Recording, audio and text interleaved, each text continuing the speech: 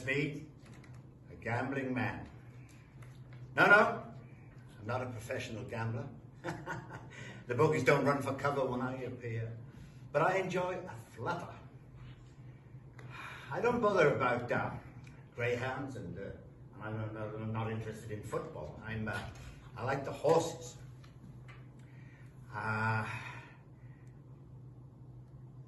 If I were to give it up tomorrow, the share prices in Ladbrokes, William Hill and all the rest of them would hardly tumble into the sea, would they?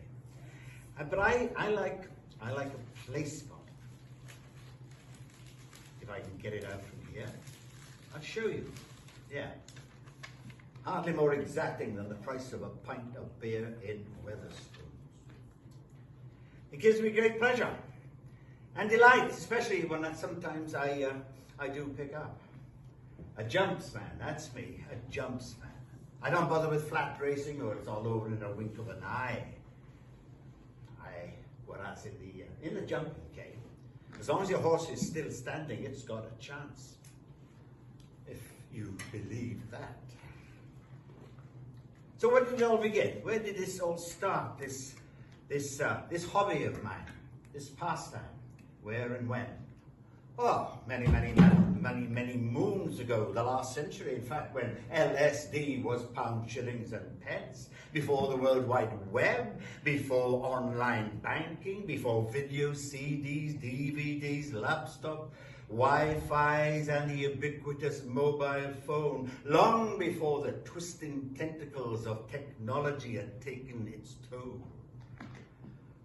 I was a young man up from the country. Employed in an office, bored out of my tiny mind, uncertain of my future, unsure of my identity, adrift in a sea of humanity, struggling to find my own direction, when I met a man who was known to one or two of his closest of friends as the fisherman. He was quiet, self-effacing, well-read, open-minded, older, gentle, Irish, and a gambling man. It was he who first introduced me to the highs and lows, mostly lows, of horse racing. He once claimed, without a whiff of irony, that studying form and calculating the odds was an intellectual exercise. We became instant friends, despite my being several years his junior, a friendship that has endured and continued to this very day. A sad day in many ways, but also a day for quiet reflection and celebration. On such a day, I am given leave to reminisce, to honor a man's life, because that is all I can do at such a time. The fisherman once remarked that life was a pageant, a series of multicolored episodes to enjoy. It was no surprise to me to learn that in his younger days, he had spent many years training to be for the priesthood. Why he had not taken up holy orders is a question that remains unanswered. But in all honesty, in all the decades that I knew him, I never heard him once curse, nor utter a bad word about anybody, or raise his voice in anger. Over the years, as I extended my autumn adolescence, learning to cope with my ego, suppress my many frustrations, he never once condemned my behavior, nor raised an eyebrow whenever I confronted a bend in the road or slipped ignominiously on the Guinness. Having endured a lifelong disapproval of a parent and then a battlefield of a marriage, it was so natural for me to embrace the friendship of this older man. His tacit support was exemplary. When I finally took the courage and to grip the gavel and return to complete my education, and later to withstand the disintegration of my marriage, a nod of his head was enough. But memory is fickle. I once became a passenger in his car. Mercifully, that was only once and was on a short journey.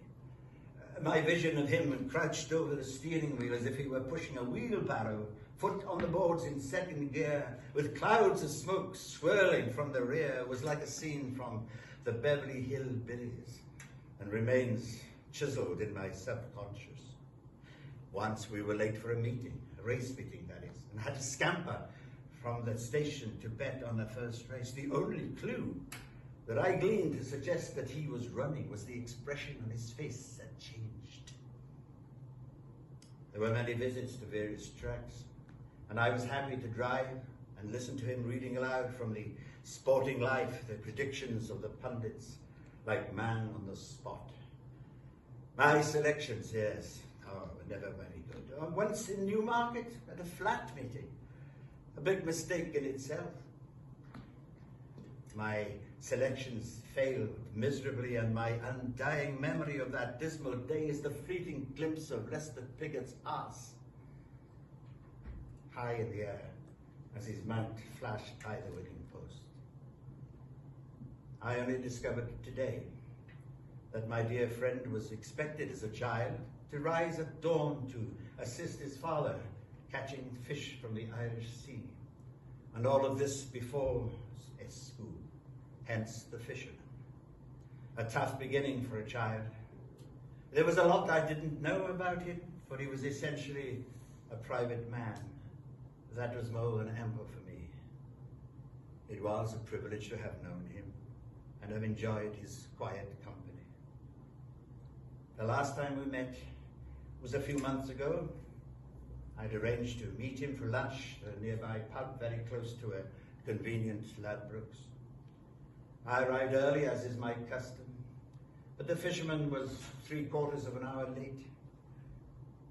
As I saw him enter, shuffling like the confused and bewildered old man that he had become, searching avidly for my familiar face. I will continue my pilgrimage to the tracks, proceed in writing poetry on betting slips, even when the placebook becomes a piss pot, and my attempt to beat the bookie will be as potent as tuning a tambourine. I will regale his memory and remember fondly some of his expressions. Follow the man and form. Oh, beautifully placed. Get on it with confidence. Come on, my beauty. And my quote is a simple one from the Bible, St. Luke.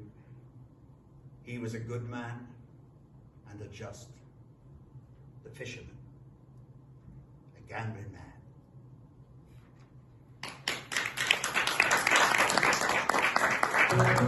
man.